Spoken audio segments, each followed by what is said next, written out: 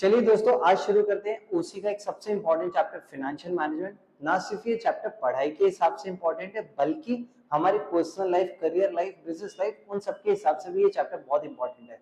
अगर आप इसको प्रैक्टिकल लाइफ में उतार सके तो बहुत बढ़िया होगा। सेकेंडली, इस चैप्टर को मैं 4 अलग अलग पार्ट्स में डिवाइड करके पढ़ाऊंगा, तो आप इसके 4 पार्ट्स में वीडियोस देखोगे। थर्डली, इस चैप्टर के अंदर मैं ज्यादा से ज्यादा प्रैक्टिकल एग्जांपल्स यूज करने की कोशिश करूंगा, ताकि आपके लिए चैप्टर पूरा रिलेटेबल बन सके। ठीक है, चलिए शुरू करते हैं इस चैप्टर को। नाम है चैप्टर का फाइनेंशियल मैनेजमेंट।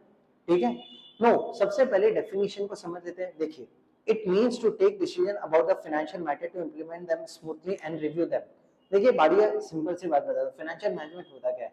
पैसे को मैनेज करना। पैसे को किस तरह से मैनेज करना? ताकि आपकी day to day working smooth हो जाए, ताकि आपका धंधा स्मूथली चले, ताकि आपको रोजमर्रा की काम स्मूथली हो जाए, आपको बार बार उसका बर्डन ना सहन करना पड़े कि आज पैसा नहीं है, काम कैसे निकालेंगे। इसी को बोलते हैं फाइनेंशियल मैनेजमेंट। चलिए, इसकी कैरेक्टरिस्टिक्स को समझते हैं। It is a branch of management. क्यों ब्रांच ऑफ मैनेजमेंट बोला गया? बड़ा सिंपल सा लॉजिक है यार। मैनेजमेंट के बहुत सारे हिस्से हैं। ह्यूमन रिसोर्स हो गया, मार्केटिंग हो गया, वैसे ही एक हिस्सा है इसका फाइनेंशियल। देखिए, बड़ी बड़ी कंपनीज एक्सपर्ट्स को हायर करती है, चार्टेड अकाउंटेंट्स को हायर करती है, just to manage their finance, क्योंकि ये बहुत बड़ा टास्क है। It is not that simple, right. Next आता है, it has a wide scope. जैसे कि मैंने अभी बताया, बहुत बड़ा टास्क है। क्यों? क्योंकि लोगों को लगता है पैसे का मतलब हो गया पैसा कहां से आया और पैसा कहां पे गया। नहीं, सिर्फ इतना ही नहीं है, इसके आगे भी फाइनेंशियल मैनेजमेंट है। अगर मेरे को इन्वेस्ट करना है, कहां करूं? उसमें रिटर्न्स क्या आएंगे? किसी की सैलरी अपग्रेड करनी है तो किस परसेंटेज पे अपग्रेड करूं, और अगर मेरे को किसी को हायर करना है तो किस रेट पे हायर करूं। ये सब भी फाइनेंशियल मैनेजमेंट का हिस्सा है। यूनिट इकोनॉमिक्स हो गया, किसी प्रोडक्ट पे कितना खर्चा करना चाहिए, ये सब चीजें भी फाइनेंशियल मैनेजमेंट में आती है, इसीलिए इसका बहुत बड़ा स्कोप है। Third, it is base of the managerial decision. देखिए लाइन क्या है, provides a base of managerial decision regarding production, sale, development. देखिए बड़ा सिंपल है, आपके पास पैसे हैं तो आप रिसर्च करोगे, अगर आपके पास पैसे नहीं है तो आप चीपेस्ट सोर्स ऑफ रिसर्च देखोगे। बड़ा सिंपल है। अगर आपके पास पैसे हैं तो आप सेल्स पॉलिसी या सेल्स फोरकास्ट करोगे, सेल कैसे करनी है, स्टॉक बना के रखोगे। यानी अगर फाइनेंशियल मैनेजमेंट सही है तो आप बाकी के सारे डिसीजंस ले सकते हो, है ना। Third, it is related with the financial decision. देखो होता क्या है, कंपनी को डिविडेंड देना चाहिए कि नहीं देना चाहिए, कंपनी को इंटरेस्ट पे लोन लेना चाहिए कि नहीं लेना चाहिए, ये सारी चीजें भी फाइनेंशियल मैनेजमेंट के बेसिस पे ही डिसाइड की जाती है। इसीलिए कहा गया it is a relation with the financial decision. Company का कैपिटल स्ट्रक्चर कैसा होना चाहिए, ये डिपेंड करता है आपका कैश फ्लो पोजीशन क्या है, यानी डेब्ट ज्यादा होना चाहिए कि इक्विटी से ज्यादा पैसा उठाना चाहिए, ये सब चीजें इसमें आती है। Goal of maximisation of the owners economic welfare. देखिए इसको मैं थोड़ा आगे समझाऊंगा, आपके ऑब्जेक्टिव्स में आएगा तब अपन इसको डिटेल में पढ़ेंगे। नेक्स्ट आता है key position. Financial management is a managerial and holds a key position in the organisation structure. देखिए हमारे पता है घर वालों ने हमेशा एक चीज सिखाई, खास करके अगर अपने पेरेंट्स की बात करें, अगर आप स्टार्टअप कर रहे हैं या कोई भी धंधा करेंगे, वो आपको हमेशा ये बोलते हैं पैसे की कीमत करो। क्यों? अगर आपको पैसे मैनेज करना आ गया तो आपको धंधा मैनेज करना आ गया। तो बड़ा सिंपल है, ये बहुत इंपॉर्टेंट डिसीजन होता है हमारी लाइफ का, और किसी भी कंपनी के अंदर फाइनेंशियल मैनेजमेंट एक बहुत बड़ी पोजीशन मेंटेन करके रखता है, क्योंकि उसके डिसीजन से कहीं ना कहीं सारे डिसीजन इन्फ्लुएंस होने वाले हैं। Next, it is a relation with other areas of the management, production, sales, marketing, research, formulating production policy, sales policy। बड़ा सिंपल है यार, समझो आपको मार्केटिंग करनी है, आपको बड़ा ब्रांड एम्बेसडर चाहिए, पैसा होगा तो करोगे ना, नहीं तो कहां से करोगे, है ना।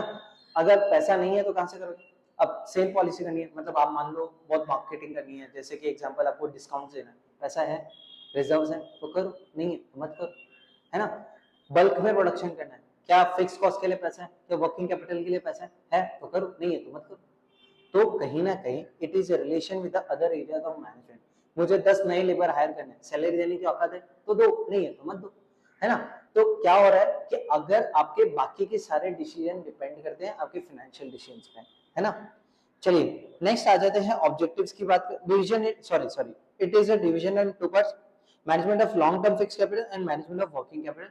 ये आपका चैप्टर का पीछे का हिस्सा है, जहाँ पे अपन पढ़ेंगे कि फिक्स कैपिटल को मैनेज करना क्या होता है, वर्किंग कैपिटल को मैनेज करना क्या होता है। चलिए अभी बात करते हैं ऑब्जेक्टिव्स ऑफ मैनेजमेंट की, और समझते हैं कि ऑब्जेक्टिव्स ऑफ मैनेजमेंट क्या क्या है।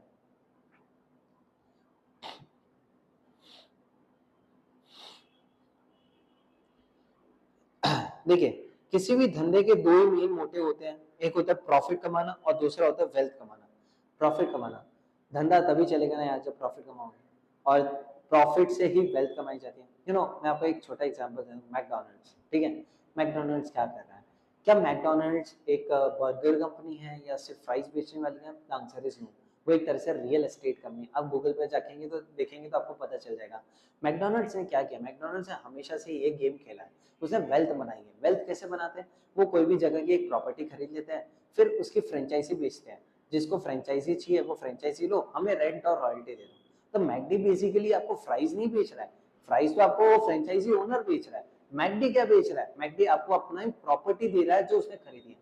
हर धंधा अपने आप को क्या चाहता है कि मेरी ज्यादा से ज्यादा प्रॉपर्टीज हो, ज्यादा से ज्यादा एसेट हो। और वो कब होगा? जब वो प्रॉफिट कमाएगा, उसके पास प्रॉफिट होगा, उसके बाद अच्छा रेवेन्यू होगा। तो हर धंधा दो ही मेन मकसद चला के चलता है। पहला कि मैं ज्यादा ज्यादा पैसे कमाऊं, यानी मैं स्केल पे प्रोडक्शन करूं या मैं स्केल पे काम करूं ताकि मेरा मैक्सिमम प्रॉफिट हो, और जितना प्रॉफिट होगा मैं उतनी सैलरीज दे पाऊंगा, मैं उतने डिविडेंड दे पाऊंगा, मार्केट गुडविल क्रिएट कर पाऊंगा। एंड अगर पैसा होगा तो ही तो मैं वेल्थ क्रिएट कर पाऊंगा, तो मैं प्रॉपर्टीज और कंपनी के लिए एसेट्स बना पाऊंगा। तो बाकी के जो मेरे कंपनी के डिवेंचर होल्डर्स हैं या क्रेडिटर्स हैं वो भी तो खुश रहेंगे ना यार, चलो इस कंपनी के पास इतने एसेट्स हैं, है ना। तो इसीलिए किसी भी धंधे का ऑब्जेक्टिव ही ये दो मेन ऑब्जेक्टिव होते हैं। चलिए और देख लेते हैं objective of the wealth maximisation और प्रॉफिट मैक्सिमाइजेशन। देखिए, profit maximisation means maximising the income of the company, ये मैंने आपको भी बताया, ज्यादा ज्यादा पैसा कमाना। Next, should earn maximum profit out of its available resources and dividend policy should be based on maximization of profit। बड़ा सिंपल है, प्रॉफिट होगा तो डिविडेंड दूंगा, प्रॉफिट नहीं होगा तो डिविडेंड कहां से दूंगा। चलिए अब बात करते हैं ऑब्जेक्टिव ऑफ वेल्थ मैक्सिमाइजेशन। अब वेल्थ होता है नेट प्रेजेंट वैल्यू। इसको नेट प्रेजेंट वैल्यू क्या मतलब क्या होता है? देखो, नेट प्रेजेंट वैल्यू मतलब क्या हो गया, आपने जो एसेट खरीदी है उस एसेट की आज की डेट में क्या वैल्यू है, उसको बोलते हैं नेट प्रेजेंट वैल्यू। आज की डेट में मतलब आज अगर आप कोई घर खरीद रहे हो, मान लो आपने एक दुकान खरीदी अपने ब्रांच एक्सपांड करने के लिए, तो वो दुकान की आज की डेट में वैल्यू क्या है? इसका मतलब क्या हो गया, अगर आपने वो खरीदी, ठीक है, अब अगर धंधा चला नहीं चला, वो एसेट तो आपके पास है ना, उसको बोलते हैं present value of the asset, यानी present value of the wealth.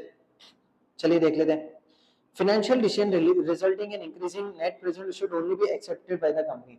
आप ऐसी ही प्रॉपर्टी खरीदना पसंद करोगे जिसके भाव बढ़ रहे हैं। ऐसी प्रॉपर्टी में कौन इन्वेस्ट करेगा जिसके भाव घट रहे हैं, है ना। तो हर धंधे का मेन मकसद ये होता है मुझे एसेट्स बनाने बढ़ाने हैं। Next, approach is based on the concept of the cash flow. Cash पड़ा है तो प्रॉपर्टी खरीदो, नहीं पड़ा है तो मत खरीदो, ठीक है। चलिए, financial management should take decision financial by which wealth of the company is maximised, मैंने आपको अभी बता दिया। Next, it will be reflected in the pricing the share of the company. देखिए, जिस कंपनी के एसेट ज्यादा होंगे उसका शेयर प्राइस ज्यादा होगा। आप लोग मार्केट में देखते हो, अदानी है, अंबानी है, टाटा है, बिरला है, इन सबके प्राइसेस बढ़ते जाते हैं। एमआरएफ के शेयर्स इतने हाई पे जा रहे हैं, क्यों? बिकॉज इनके पास अच्छा खासा एसेट्स है। अगर इनके पास एसेट्स अच्छे हैं इसका मतलब क्या हो गया, इनकी शेयर प्राइस भी बेटर होगी, क्योंकि इनकी मार्केट में गुडविल क्रिएट हो रही है, लोग इनके शेयर्स की डिमांड कर रहे हैं, तो शेयर्स प्राइस बढ़ जाते हैं। Next, the objective of the wealth maximization is appropriate and universally accepted। हर दुनिया की हर बड़ी कंपनी अपने आप को वेल्थ मैक्सिमाइज करने पे ही बिलीव करती है, क्योंकि इसी से उसके शेयर्स के प्राइस बढ़ेंगे, उसकी मार्केट कैप बढ़ेगी, है ना। चलिए अब अपन बात करते हैं इंपॉर्टेंस ऑफ फाइनेंशियल मैनेजमेंट, कि किसी भी फाइनेंशियल मैनेजमेंट की इंपॉर्टेंस क्या होती है, फाइनेंशियल मैनेजमेंट क्यों करना चाहिए। सबसे पहले आपका एस्टिमेशन ऑफ फाइनेंशियल नीड्स। चलिए मैं आपको ने सारी की सारी चीजें आपको एक एग्जांपल से समझाता हूं, आपको समझ आ जाएगा। मान लीजिए मुझे एक धंधा चालू करना है, एक नया बिजनेस चालू करना है, ठीक है। एक सिंपल तरीके से समझते हैं, मुझे एक बिजनेस चालू करना है। अब वो बिजनेस चालू करने के लिए मुझे पहले कितना पैसा चाहिए होगा, मुझे ये देखना पड़ेगा। अच्छा, उसके बाद मुझे ये देखना पड़ेगा मुझे कितने लेबर चाहिए होंगे, मुझे कितने वर्कर्स चाहिए होंगे, क्योंकि उनको मंथली सैलरीज भी देनी पड़ेगी।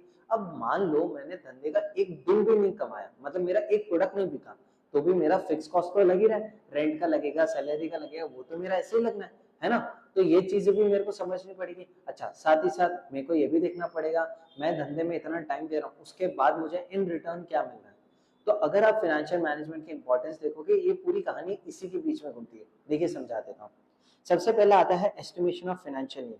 धंधा चालू करना है, ठीक है, चालू करना है, कितना पैसा चाहिए, फिक्स कैपिटल कितना चाहिए, वर्किंग कैपिटल कितना चाहिए, असेट्स खरीदने हैं, लीज पे लेना है, रेंट पे लेना है, वो सारी चीजों के लिए पैसा। अब देखो आप रेंट पे लेने जाते हो तो आपको डिपॉजिट भी तो देना पड़ता है ना। तो ये सारी चीजें फाइनेंशियल नीड्स में आती है, कि जिस दिन मैं धंधा चालू करूं उस दिन मुझे कितना पैसा चाहिए। सेकंड आता है एक्वायरिंग फाइनेंस, ये पैसा लाऊं कहां से। अब दो तरह के फंड होते हैं, एक होता है ओनर्स फंड और दूसरा होता है बोरोड फंड, है ना। अब ओनर्स फंड मतलब खुद का पैसा, क्या मैं खुद का पैसा डाल सकता हूँ, क्या मेरे पास इतना पैसा है? अच्छा, अगर मैंने सारा खुद का पैसा डाल दिया, कल को इमरजेंसी है तो मैं क्या करूंगा, क्या उसके लिए बैकअप रिजर्व्स है? नहीं है। दूसरा आता है बोरोड फंड, अगर मैं लोन ले रहा हूँ कितना इंटरेस्ट देना पड़ेगा, ठीक है, इंटरेस्ट ज्यादा है और मेरे एसेट्स भी तो मॉर्गेज होंगे, गिरवी रखना पड़ेगा ना, तो ये सारी चीजें भी देखनी पड़ती है, तभी पता चलता है कि फाइनेंस कहाँ से आएगा। फिर आता है प्लानिंग एंड कंट्रोलिंग। देखिए प्लानिंग एंड कंट्रोलिंग तो नाम से ही समझ आ गया, पहले आप सेट करो कि आपका बजट कितना है, फिर आप देखो कि एक्चुअली आपका बजट कितना खर्च हो रहा है। अगर कम खर्च हो रहा है मतलब आपने अच्छा बजट सेट किया, अगर आपका खर्चा ज्यादा हो रहा है आपके एस्टिमेशन से, तो आपने भैया बजट गलत सेट किया, ठीक है। फिर आता है डिस्ट्रीब्यूशन ऑफ फाइनेंस, पैसा जो आपके पास आया, देखिए अब देखिए क्या लिखा हुआ है यहाँ पे, अमंग डिफरेंट डिपार्टमेंट्स। सबसे इंपॉर्टेंट चीज है, आपके पास पैसा पड़ा है, किस डिपार्टमेंट में कितना डालना है, प्रोडक्शन में ज्यादा डालना है, सेल में ज्यादा डालना है, मार्केटिंग में डालना ज्यादा डालना है, सैलरी ज्यादा देनी है, ये सब चीजें होती है डिस्ट्रीब्यूशन ऑफ फाइनेंस में। फिर आता है मेंटेनिंग द लिक्विडिटी।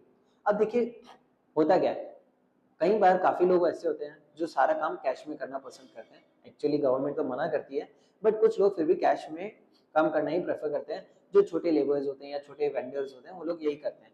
तो अब क्या आता है ना कि इन रेगुलर खर्चों के लिए भी तो आपको कैश मेंटेन करना पड़ेगा, तो क्या इतना कैश आपके पास हमेशा है? पता है अपने यहाँ पे बोलते हैं गले में कितने पैसे हैं, you know that is simple, cash liquidity. कि आपके पास लिक्विडिटी कितनी है, आप तुरंत के तुरंत कितना कन्वर्ट कर सकते हो कैश में, स्टॉक कितना है ना। उसके बाद अब डिस्ट्रीब्यूशन ऑफ इनकम। अब देखिए डिस्ट्रीब्यूशन ऑफ इनकम क्यों बोला गया है, पैसा आपके पास है बहुत बढ़िया, अब पैसे को डिविडेंड में डालोगे या पैसे को रिटेन करोगे, that is called as distribution of income, ठीक है। पैसे को डिविडेंड में देना है तो कितना डिविडेंड देना है, क्योंकि डिविडेंड में टैक्स भी लगता है। और फिर आता है पैसा खुद का कितना यूज करना है ना। नेक्स्ट आता है management of the current assets, तो मैंने आपको अभी बताया करंट एसेट्स कितने हैं, डेटर्स हैं, तो डेटर से पैसा कितने दिन में आएगा, ठीक है। स्टॉक है, स्टॉक से पैसा कितने दिन में कन्वर्ट हो जाएगा जब भी जरूरत पड़ेगी, तो इसको बोलते हैं मैनेजमेंट ऑफ करंट एसेट्स। फिर आता है फाइनेंशियल डिसीजन। फाइनेंशियल डिसीजन वही बता दिया कि मेरे को प्रॉफिट को धंधे में लगाना है कि डिविडेंड के तौर पे देना है, ये सब चीजें आती है फाइनेंशियल डिसीजंस में। चलिए नेक्स्ट आ जाते हैं raising the credit of the business. भाई ये तो बहुत जरूरी चीज है, हर धंधा चाहता है डेवलप होना, ग्रोथ एक्सपांशन, हर कोई चाहता है, जितनी ग्रोथ होगी जितनी एक्सपांशन होगी और उतनी कंपनी की क्रेडिट रेटिंग बेटर होती जाएगी, है ना।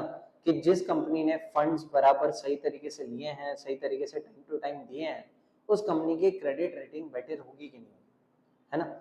बस वही बात है। चलिए आज का लेक्चर यहीं पे कंप्लीट होता है, फिर अपन नेक्स्ट लेक्चर में बात करेंगे आगे के पार्ट की। Thank you.